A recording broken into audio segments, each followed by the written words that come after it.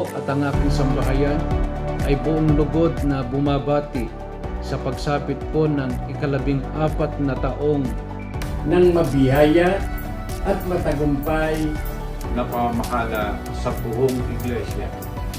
Kami po ay nangangako na patuloy na makikipagkaisa sa lahat ng mga programa, aktibidad na inyong inilulunsad sa iglesia.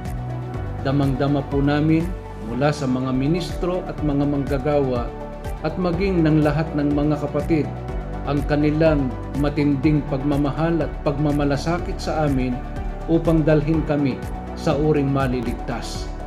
Happy Anniversary po! Happy 14th anniversary po! Mahal na mahal po namin kayo. Happy 14th anniversary po! Happy anniversary po!